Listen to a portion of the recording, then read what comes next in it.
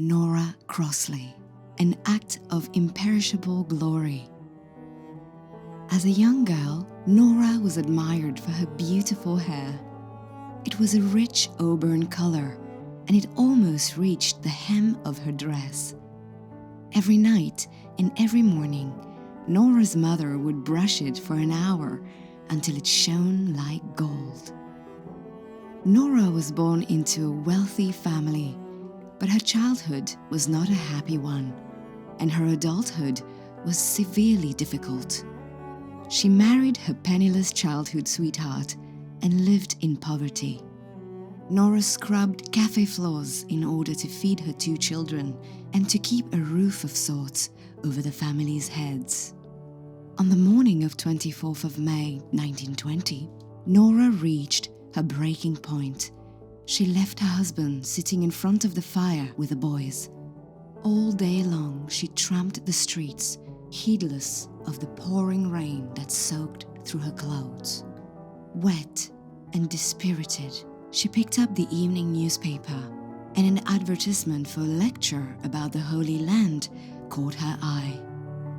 Nora had always been deeply religious. Perhaps the lecture could raise her drooping spirits just a little. The speaker impressed her greatly, and she was thrilled at everything she heard. "But who is this Abdu'l-Baha the speaker kept referring to?" she inquired. One of the Baha'is invited Nora to have tea the next day.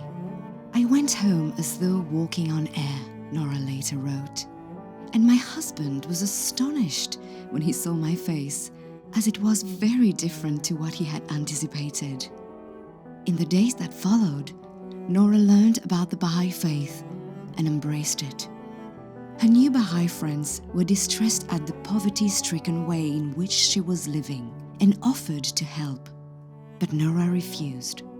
"It is extraordinary how proud one can be when one has nothing," she wrote.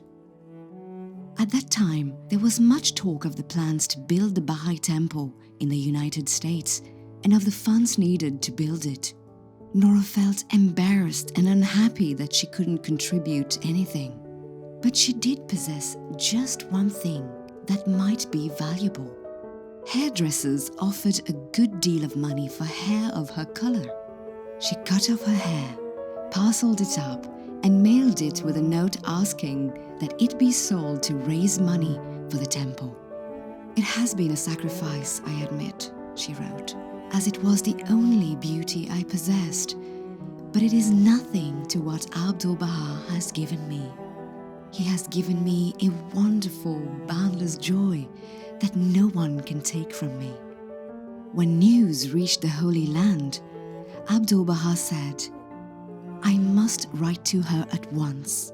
There and then he penned his first tablet to Nora, the paper resting on the palm of his hand.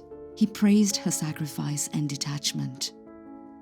A few months later, Shoghi Effendi visited the Manchester Baha'is.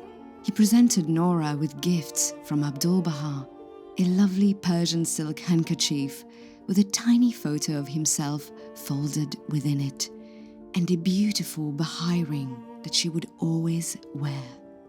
He then read a tablet which mentioned Nora's donation. Despite his general preference to avoid photographs, Shoghi Effendi specifically requested that a photograph should be taken of him with the Baha'i community. Nora spent a whole week accompanying Shoghi Effendi. She considered those days among the greatest of her whole life. Over the following years, Nora's personal and family problems deepened, and she felt obliged to distance herself from the community that she had loved so passionately. For many decades, she lived a devoted Baha'i life alone while looking after her husband and her sons. In her old age, Nora was finally free to re-establish contact with the Baha'i community. She was surprised to be shown the same quality of love and affection she had received some 50 years earlier. Throughout the long years of loneliness and trial, she wrote at the end of her life, "Abdu'l-Baha has never left me. He promised that when he passed away, he would always help and guide me from the other side of life, as he had always done in this, and he has never failed me. My one hope now is that I shall never fail him. Nora passed away in 1977 at the age of 84, her name immortalized for the singular sacrifice she made in 1920 of donating her most precious possession, her beautiful hair, to the raising up of the Mother Temple of the West.